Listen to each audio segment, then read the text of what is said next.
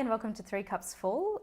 This is a blog where we talk about how to live 3 cups full of love, acceptance, and respect.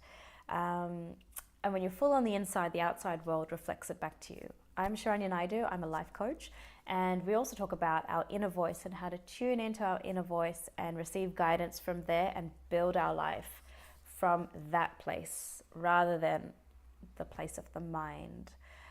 So this week we are talking about our inner voice and how to deal with ridicule and how to deal with resistance from other people when you are trying to follow your inner voice, your intuition. It often does not make sense to other people what your inner voice is telling you. And so it takes courage to actually move in the direction that your inner voice is guiding you to go in, because it's often not an illogical place, but a non-logical place.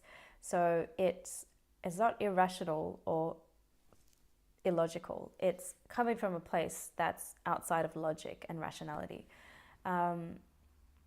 It will make sense later. You will be able to connect the dots back later. At some future point, you will look back and go, that makes perfect sense. That's why I was guided to do that.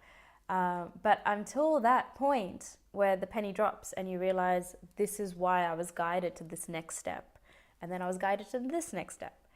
And until you've gained some momentum and looked back at the path that's unfolded for you, it takes a leap of faith and a real big boost of courage to actually follow the guidance of your inner voice, because each step, when you're looking down at a very micro level, doesn't always make sense. It doesn't always seem logical.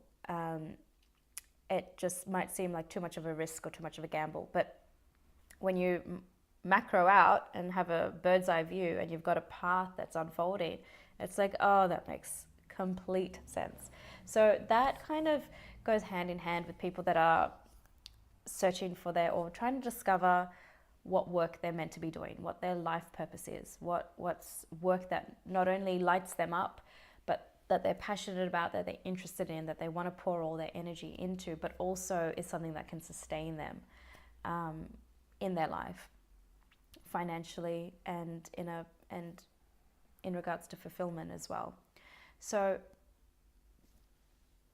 if you follow the guidance of your inner voice, it will just give you breadcrumbs. It'll just give you the next step. And it takes your own inner conviction to just protect what your inner voice is saying and to follow it. And let yourself be your own guide and judge. And everyone else's opinions and ideas that go against your inner voice need to be put on the shelf. Your inner voice will never ask you to harm yourself or anyone else, and that's what you can take solace in. It will never ask you to do that. It will make sense, the guidance will make sense at some distant point in the future. So when it comes to ridicule and judgment, just know that that is part of the deal. You cannot avoid it. It will happen. It hurts more when it's the people closest to you. And then it's also a bit of a journey to kind of navigate through the thing that you create in your mind that is everyone's judgment and opinion, and everyone has no face. People, they have no face. It's just this construct that you create in your mind about resistance to what you're doing and who you are. And when you can navigate through that with conviction and also just relaxation of, I'm doing it anyway, let's see what happens, then you don't kind of fall prey to going back and undoing what you're being guided to do. So you will have the courage to move forward on its guidance. It is a voice, like Rumi says, that will never lead you astray. Go in the direction of your heart, the direction your heart is pulling you in. It will never lead you astray. And let that be your safety net, that it will never lead you astray.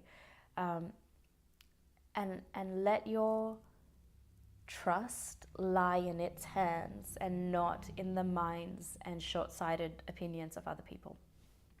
So what do we do with well wishes, with well-meaning well wishes? There are plenty around, and it's a bit of practice to try and figure out who to listen to, what to listen to, when to listen to information and advice and guidance. And often we will seek other people's guidance when we're not in tune with what we feel about something or what we think about something. And in that case, when you're in that situation where you're not tuned into your inner voice and you're not sure what it's saying, then seek out the people who you trust have your best intentions at heart and who will not lead you astray. So that is who you seek guidance from. And hold on to them. Hold on to them. The people that are just naysayers, that are knockers, as we call them in Australia, that'll just knock anything that you try and come up with that's different from the status quo. It's just part and parcel of it. People don't realize how resistant they are to change, and what they're doing by trying to block your progress and your creativity is they're projecting their resistance to their own change in their own life. And sometimes it comes in the guise, the cloak of love and protection, and we care about you. But at the end of the day, we as people need to find a way to care and love about people and encourage them to just try it out, just have a go, which is another Australianism. Just have a go at it and just see where it leads. You don't know unless you try. And to encourage with love and care, and to be the safety net. If things fall flat, you can come over and have a cup of tea at my place, you know? So that kind of support is very different from this is not a good idea. People have to take responsibility for their own actions and what they're doing. And they have to stand by their own actions and convictions. So even when you have been guided by your inner voice to take certain actions, those are your actions and you are responsible for them. And the inner voice will never guide you to harm yourself or other people, as I've said before. And all action that arises from that guidance will be life enhancing. It'll be growth. It'll be different. It'll be into the unknown. It'll be something perhaps you've never tried before. Calling someone up you've never spoken to before, putting an ad in the paper, putting in your book for publishing, going on a date, traveling by yourself, traveling with a group of people. It could be anything out of your comfort zone. But rest assured that on the other side of it is growth and expansion.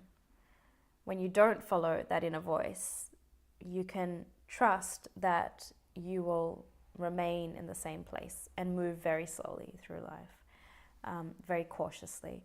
So when you have your inner voice as your guiding light, as the mothership that all the other ships follow, as Gary Zukov explains it, you know that you'll be in for an adventure. You'll be in for intense personal growth. It is not easy. It's not easy to wait 1 year to do a course that you want to do right now because your inner voice said to wait.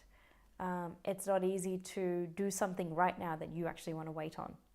So your feelings about things are usually from fear or trepidation about the unknown, and your inner voice just has no space for fear. It comes from love, where you will always be guided with safety through adventure and curiosity. So that is so much more tasty and delicious than trying to fit in and listening to people who don't want you to change, and the ridicule of people that ridicule other people. I mean, who ridicules people? That's ridiculous. Why would you do that? That's crazy. Don't ridicule people. So if you encounter someone who's ridiculing you or other people, that is not the company you want to hang out with.